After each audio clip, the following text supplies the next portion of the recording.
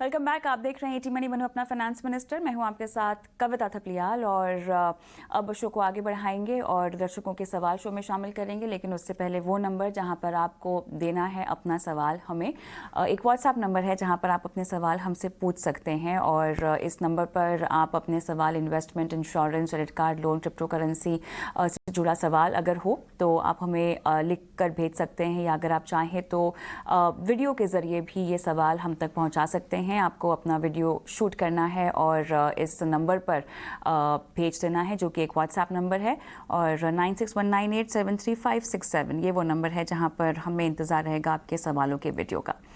चलिए शो को आगे बढ़ाते हैं। हमारे साथ अब अगले एक्सपर्ट भी जुड़ गए हैं जो दर्शकों की फाइनेंशियल प्लानिंग कराएंगे। Suresh Sadagopan, founder Ladder 7 financial advisories, और CFP पूनम रुंगटा, आप दोनों का स्वागत है हमारी इस पेशकश में।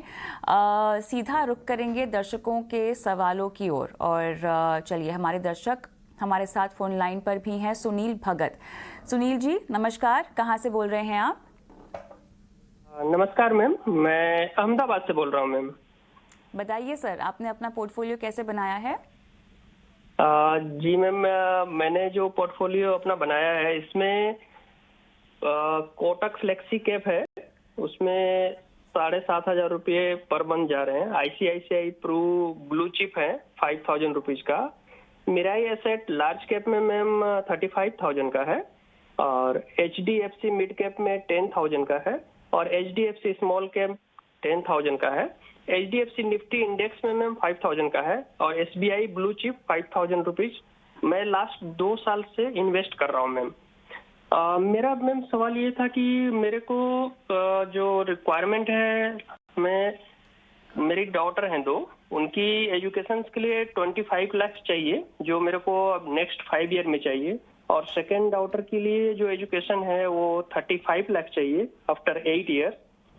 फिर मैम मेरे को जो फर्स्ट डॉटर की मैरिज है उनके लिए 1 करोड़ चाहिए 12 ईयर पे, और सेकेंड डॉटर के लिए 1 करोड़ चाहिए 15 ईयर पे।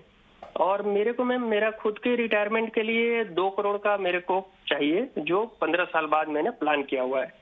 अभी मैं 49 ईयर्स का हूँ मैम। और मेरा ये सवाल था कि मेरे पास मैंने अपनी हेल्थ पॉलिसी भी ले रखी है ग्रुप के लिए, सारे फैमिली के लिए 7 लाख की है। टर्म इंश्योरेंस हमारे पास है 2 करोड़ का। फिर हमारे पास, मैं डायरेक्ट इक्विटी में भी करता हूँ मैम थोड़ा बहुत, वो करीब 10 लाख के आसपास है। और मेरे पास मैम हाउस है जो 1.5 करोड़ अप्रोक्सीमेट वैल्यू है, और उसकी आउटस्टैंडिंग है करीब 60 लाख, जो मैं 10 साल के लिए मेरा फर्दर ड्यू है। ऑलरेडी मैं पे कर चुका हूँ, 10 ईयर्स और हैं। मेरे को मैम ये गाइडेंस चाहिए था कि क्या मेरा ये जो पोर्टफोलियो है सही है या इसमें कुछ चेंज करना चाहिए। और मैं एक प्लान कर रहा था मैं इसके लिए कि मैं आपके शो देख रहा था, उस शो के हिसाब से मेरे को पराग पारिक एक लग रहा था जिसमें मैं 10,000 का इमीडिएट स्टार्ट कर सकता हूँ।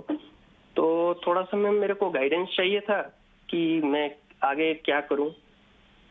मुझे बताइए, मेरा एसेट लार्ज कैप ने आपने 35,000 रुपये डाले हैं या SIP करते हैं कि ये लमसम अमाउंट है? नहीं मैम, ये SIP है 35,000 का। ये सारे मेरी SIP हैं, जितनी आपको मैंने बताई है सारी SIP हैं। चलिए ठीक है, पूनम के पास ये सवाल जाएगा। पूनम, कैसे इनकी सहायता कर सकते हैं? इनका जो पोर्टफोलियो का रिक्वायरमेंट अगर हम कैलकुलेट करें at the conservative return of markets at 12 to 15%, तो इनकी जो ऑनगोइंग SIP है 83,000 की, उससे ये अपने गोल्स अचीव कर सकते हैं। बट ये जो आपने भी देखा होगा कि जो ये अमाउंट्स इन्होंने SIP के नक्की करे हैं अपनी सब स्कीम्स के ऊपर, वो बहुत ही फ्लक्चुएटिंग, बहुत ही मतलब रेगुलर नहीं है और ये सिमिलर नहीं है। इसलिए जो पूरे पोर्टफोलियो का झुकाव है वो लार्ज कैप की तरफ जाता है, जबकि इनके जो गोल्स है वो सब 10 साल से ज्यादा के हैं। मिराई एसेट में इन्होंने 35,000 की SIP की, और ICICI ब्लू चिप जो सेम कैटेगरी के फंड है उसमें 5,000 की, यानी आउट ऑफ 83,000 इनके 50%, 40,000 तो सिर्फ लार्ज कैप की तरफ जा रहे हैं। तो इन्होंने जैसे अभी अपनी इच्छा दिखाई कि मुझे पराग पारिक में अगर इन्हें निवेश करना चाहते हैं तो बहुत अच्छा रहेगा, क्योंकि वो एक डाइवर्सिफाइड पोर्टफोलियो है, तो उसमें आप इसमें से कम करके कर दें। तो बाकी जो भी इनके हैं वो भी इक्वल अगर अमाउंट रहेंगे तो बेटर इनको कैटेगराइजेशन के हिसाब से डाइवर्सिफिकेशन मिलेगा। और साथ ही ये एक दो फंड जैसे कि बिकॉज इनका लॉन्ग टर्म होराइजन और अमाउंट अच्छी खासी इन्वेस्ट करनी है, तो एक फोकस फंड भी इंक्लूड कर सकते हैं और एक large and mid cap fund भी ले सकते हैं अगर इनका रिस्क एपेटाइट कम है, ये कंजर्वेटिव निवेशक है, क्योंकि अगर 40,000 रुपए सिर्फ लार्ज कैप में करे तो मैं समझती हूँ इनका रिस्क एपेटाइट कम होगा। तो अपने रिस्क एपेटाइट को समझते हुए आप आगे बढ़े। आप बिल्कुल जैसे आपने अपनी इच्छा दिखाई है कि 10% हर साल बढ़ा के अपने गोल्स आप बिल्कुल अचीव कर सकते हैं। और अगर गोल्स किसी कारण नहीं भी अचीव होते मार्केट के उतार चढ़ाव की वजह से, तो आपकी जो होराइजन जो गोल्स हैं उनको आप अगर साल 2 साल आगे पीछे करेंगे तो आप बिल्कुल अपने सारे गोल्स अचीव कर लेंगे। पूनम से जी मैम। पूछिए। मैम जैसे आपने बताया, मैं तो पराग पारिक का आपने जो बताया है वो मैं रेडी हूँ करने के लिए। और दूसरा आपने एक फोकस इक्विटी बताया मैम, वो कौन सा रहेगा? आप एसबीआई फोकस इक्विटी या आदित्य बिरला फोकस इक्विटी में अपना निवेश शुरू कर सकते हैं। वो आपको और डाइवर्सिफिकेशन देगा और फोकस फंड भी एक तरीके से लार्ज कैप फंड्स ही हैं, तो आपका जो नजरिया है लार्ज कैप की तरफ वो भी बना रहेगा और डाइवर्सिफिकेशन बेटर मिलेगा आपको। ओके जी, बहुत बहुत मैम। धन्यवाद सवाल हमसे पूछने के लिए, अपना सवाल हम तक पहुंचाने के लिए। आगे बढ़ते हैं और राजू गुप्ता का सवाल मैं यहां पर लेना चाहूँगी। रिटेल निवेशकों को सेक्टर स्पेसिफिक पैसिव फंड्स में निवेश क्यों करना चाहिए या कैसे करना चाहिए? सुरेश जी, आपके लिए ये सवाल होगा क्योंकि ये पैसिव इंडेक्स फंड पर है बेसिकली। तो ये बताएं कि सेक्टर फंड्स वैसे अगर हम देखें एक्टिव स्ट्रैटेजी में तो रिस्की हो सकते हैं, लेकिन अगर कोई इंडेक्स को ही खरीदना चाहे तो तब भी क्या ये रिस्की होगा? या रिटेल निवेशकों के लिए इंडेक्स फंड अच्छा होगा, लेकिन सेक्टर स्पेसिफिक फंड जो ये सवाल पूछ रहे हैं, हम तो सेक्टर स्पेसिफिक फंड इतना सजेस्ट नहीं करते। ये इसीलिए कि जो भी सेक्टर होगा अभी फिलहाल आई मीन ये समय में ये परफॉर्मेंस दिखाएंगे शायद, लेकिन आगे जाके नॉर्मली रिटेल इन्वेस्टर्स ये ज्यादा वो आई मीन देखते भी नहीं है, वो जो निवेश किए हैं उसको ज्यादा देखते भी नहीं है। Suppose the performance fades away, so वो सेक्टर में निवेश किए होंगे जिसका परफॉर्मेंस अच्छा नहीं है। सो इसीलिए मैं ये बोल सकता हूँ कि इंडेक्स फंड अच्छा है, डाइवर्सिफाइड इंडेक्स फंड लाइक से BSE 100 और निफ्टी 500, ऐसा इंडेक्स फंड में निवेश करेंगे तो हर सेक्टर उसमें शामिल होगा और उसका परफॉर्मेंस जितना भी हो वो सेक्टर वो फंड में उतना परफॉर्मेंस आपको मिलेगा। वैसे देखेंगे तो इंडेक्स फंड का परफॉर्मेंस बहुत अच्छा रहा है as compare to even active fund, specially large cap sector में बहुत ही अच्छा रहा है।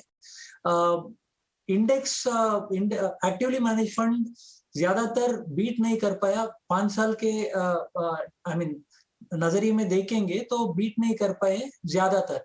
So index fund large cap category में डाइवर्सिफाइड इंडेक्स में निवेश करना अच्छा होगा।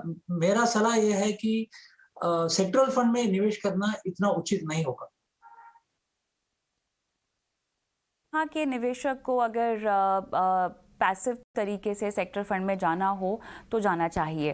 कोर पोर्टफोलियो बनने के बाद थोड़ा सा अगर एक्सपेरिमेंट करना चाहें तब वो सेक्टर फंड पैसिव तरीके से शामिल कर सकते हैं, या वो भी आप रेकमेंड नहीं करेंगे?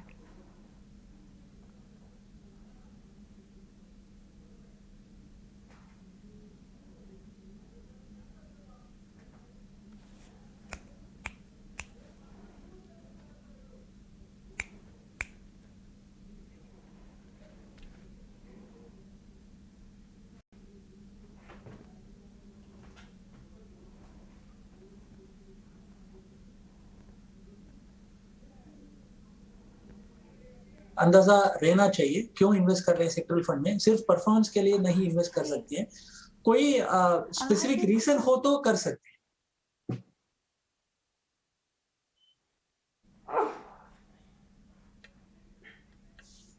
चलिए, तो यहाँ पर आपने विस्तार से समझाइश दी है। हमारे अगले दर्शक आनंद शुक्ला हमारे साथ फोन लाइन पर हैं।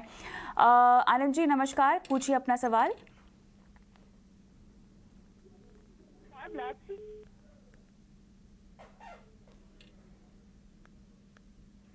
चलिए यहाँ पर शायद फ़ोन लाइन पर नहीं जुड़ पाए, लेकिन पूनम इनका सवाल हमारे पास है और इन्हें 25 लाख का एक मुश्त निवेश करना है म्यूचुअल फंड में और ये पूछ रहे हैं कि SWP के ज़रिए कितनी राशि इनको मिल पाएगी।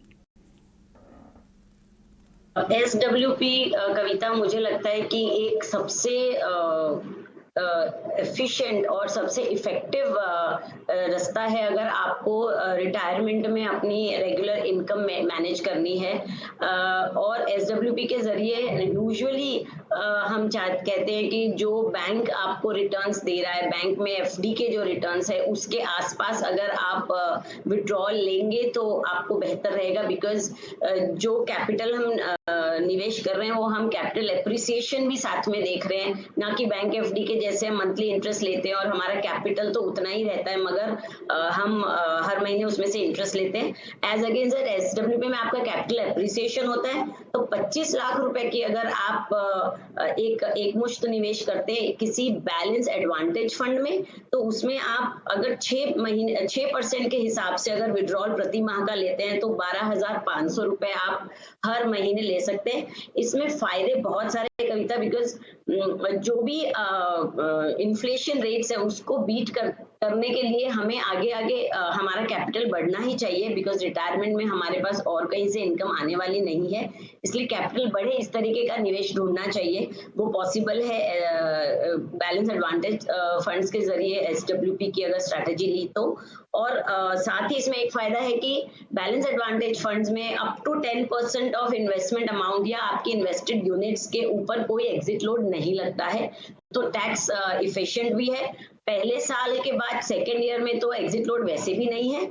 और जो कैपिटल गेन्स की हम बात करें टैक्सेशन के चलते, तो उसमें 1 लाख रुपीस तक का कैपिटल गेन हमें वैसे भी माफ होता है। तो ये सब चीजों की वजह से SWP becomes a very very efficient tool for managing your inflation aspect and your जो भी आपकी रिटायरमेंट नीड्स है उसके लिए।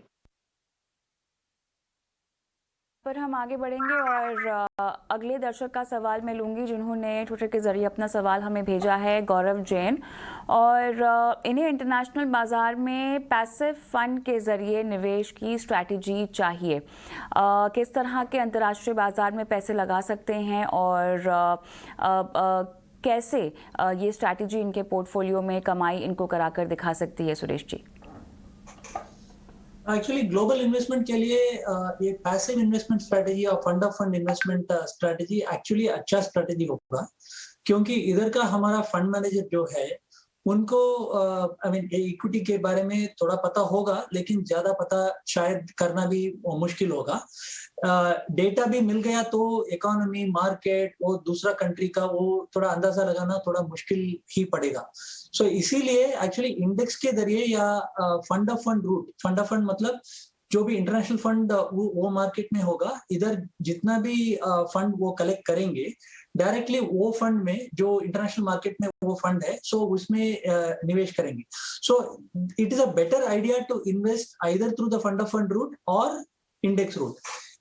इंडेक्स रूट में इंटरनेशनल इन्वेस्टमेंट के लिए इंडेक्स फंड में जो निवेश करना चाहते हैं वो बहुत सारा अच्छा इंडेक्स है जो रिप्रेजेंट करता है wide spectrum of companies, like Nasdaq 100 index है या S&P 500 इंडेक्स है।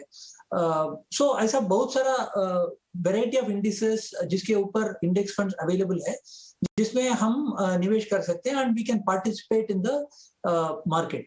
सो दूसरी बात है, normally global investment normally diversified ही होना चाहिए, लेकिन दो तरीके का इन्वेस्टमेंट हम सजेस्ट करते हैं ये इंडेक्स फंड या फंड ऑफ फंड के जरिए। एक यूएस कंपनीज में, टॉप यूएस कंपनीज में जो इन्वेस्ट कर सकते हैं वो हम सजेस्ट करते हैं, क्योंकि यूएस कंपनीज एक्चुअली एकदम ग्लोबली डाइवर्सिफाइड रहता है, उनका सेल्स 30-40-50% ग्लोबली आता है। सो इसीलिए एक तरीके से आप देखेंगे तो एक्चुअली आप ग्लोबली ही पार्टिसिपेट कर रहे हैं यूएस इन्वेस्टमेंट में निवेश करके। दूसरी है एक्चुअल ग्लोबल इंडेक्स फंड्स और ग्लोबल फंड्स भी है जिसमें भी हम निवेश कर सकते हैं। सो ये 2-3 तरीका है जैसे इंटरनेशनल इन्वेस्टमेंट में पार्टिसिपेट कर सकते। चलिए शो को आगे बढ़ाते हैं, रुक करते हैं निवेश के गुरु मंत्र की ओर।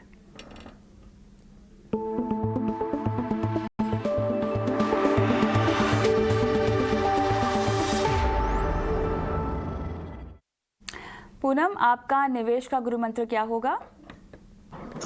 कविता, मैं ये कहना चाहूंगी कि जो इन्वेस्टर्स मार्केट को टाइम करने की कोशिश करते हैं कि मार्केट के चढ़ाव उतराव में अपना खरीदी और बिकवाली करते हैं और उसमें पैनिक के जरिए लॉस करते हैं, उन्हें बैलेंस एडवांटेज फंड्स चुनने चाहिए और वहां पे आपको मार्केट टाइम करने की जरूरत नहीं है क्योंकि वो डायनामिकली मैनेज होते हैं बाय फंड मैनेजर। तो अगर आप स्ट्रेस फ्री रहना चाहते हैं तो please choose balance advantage fund for better return. इसमें आपकी रिकमेंडेशन कौन कौन सी होंगी? Strongly recommend ICICI Balance Advantage Fund for this and DSP Bond and Equity Fund. Suresh ji, आपका गुरु मंत्र क्या होगा निवेश का? सो रेगुलर डिसिप्लिन्ड निवेश वो ही मैं हमेशा सजेस्ट करता हूँ। मार्केट का उतार चढ़ाव वो नहीं देखना है, returns automatically over period of time आ ही जाएगा। So regular focused discipline investment के ऊपर हमको ध्यान देना है। ऑलराइट, चलिए आगे बढ़ते हैं और अगले दर्शक मिराज का मैं सवाल लूंगी और पूनम, इनका सवाल बहुत इंटरेस्टिंग है। 7 अलग अलग फंड में ये SIP के ज़रिए निवेश कर रहे हैं और 20 साल में इनको 50 लाख रुपए भी चाहिए और इन्होंने मेरे ख्याल से किसी ऐप के ज़रिए निवेश की रणनीति बना रखी है और आपके पास फंड्स के नाम है। पूनम, बताएं इनको अपने लक्ष्य पाने के लिए ये तमाम फंड्स क्या ठीक हैं? एक्चुअली बहुत इंटरेस्टिंग सवाल है कविता, बिकॉज यूजुअली हम जब भी ऐसे क्वेश्चंस लेते हैं तो उसमें कहीं ना कहीं शॉर्टफॉल होता है इन्वेस्टमेंट अमाउंट का एज अगेंस्ट रिक्वायर्ड अमाउंट। तो यहाँ पे इन्हें 50 लाख रुपए चाहिए 20 साल के अंदर और जो उनकी ऑनगोइंग SIP जो वो 8,500 रुपए है जिससे वो आराम से 1.25 करोड़ रुपए जमा कर सकते हैं। तो 50 लाख रुपए बहुत आराम से अचीव होंगे और जो भी ये शो देख रहे हैं वो ये कैलकुलेशन है 15% अगर मार्केट रिटर्न देता है, जो पास्ट में दिया है उससे ज्यादा ही दिया है, तो सिर्फ 1,500 रुपए प्रति माह निवेश करने से 20 साल के अंदर 50 लाख रुपए आराम से हम जमा कर सकते हैं। सो जितना लॉन्गर टर्म होगा उतना आपको बेटर कंपाउंडिंग और एवरेजिंग का फायदा मिलेगा और इन्होंने बहुत अच्छा पोर्टफोलियो बनाया है, इसको वो बिल्कुल चालू रखें। खाली मैं रिपीटेशन ऑफ फंड देख रही हूँ यहाँ पे एक्सिस ब्लू चिप और मेरा इमर्जिंग ब्लू चिप में, तो ये मर्ज करके एक ही फंड कर सकते हैं क्योंकि जितने ज्यादा फंड होंगे पोर्टफोलियो में उतना उसको ट्रैक करना और मैनेज करना मुश्किल हो जाता है। अदरवाइज ये वन ऑफ द केस है जहां पे रिक्वायर्ड अमाउंट से ज्यादा वो निवेश कर रहे हैं। मुझे ये बताइए किसी ऐप के जरिए जब आप निवेश करते हैं तो किन किन बातों का ख्याल रखना चाहिए? जब हम ऐप के थ्रू निवेश करते कविता, हमें कोई डायरेक्ट गाइडेंस नहीं मिलती है। हम जो भी निवेश करते हैं वो सुनी हुई बातों पे करते हैं। देखिए फंड्स और स्कीम सभी बहुत अच्छी है मगर वो आपको सूट करती है कि नहीं, आपके टाइम होराइजन और आपके रिस्क एपेटाइट को सूट करती है कि नहीं, वो क्लियरली नहीं बता पाते, तो उसमें कहीं ना कहीं हम गलत निवेश कर बैठते हैं। तो वहाँ खैर ऐप के जरिए निवेश करना भी बहुत ईजी है और बंद करना भी बहुत ईजी है, मगर आप सही जगह कर रहे हैं कि नहीं वो इसमें जानकारी थोड़ी कम मिल पाती है। ऑलराइट, चलिए उम्मीद करते हैं कि मिराज को आपकी सलाह समझ में आए और अगले दर्शक श्यामाकांत का सवाल मैं लूँगी। सुरेश जी, आपके लिए ये इनका सवाल है और ये कह रहे हैं कि अगर हम इंडेक्स फंड में पैसे लगाते हैं, कोई फ़ंड खरीदते हैं तो फ़ंड खरीदने में, रखने में और बेचने में किस तरह की लागत लगती है और ये कैसे किफ़ायती हैं बाकी एक्टिव फंड्स की तुलना में? जब भी कोई म्यूचुअल फंड स्कीम में निवेश करते हैं एक एक्सपेंस होता है जो डिडक्ट होता है जो म्यूचुअल फंड को जाता है और डिस्ट्रीब्यूशन फ्रेटर्निटी को भी जाता है। सो डायरेक्ट फंड में आप निवेश करेंगे तो सिर्फ म्यूचुअल फंड का जितना भी है वो उन्होंने डिडक्ट करते हैं PER के माध्यम से और इंडेक्स फंड के बारे में अभी बात करेंगे तो नॉर्मली 0.1% टू 1% ही होता है TER। डायरेक्ट फंड में देखेंगे तो 0.1 टू 0.5% ही होता है। सो आई मीन सपोज आप डिस्ट्रीब्यूटर के थ्रू आप करते हैं तो आपको वो सलाह भी देते हैं, सो आपको एक फायदा भी मिल रहा है।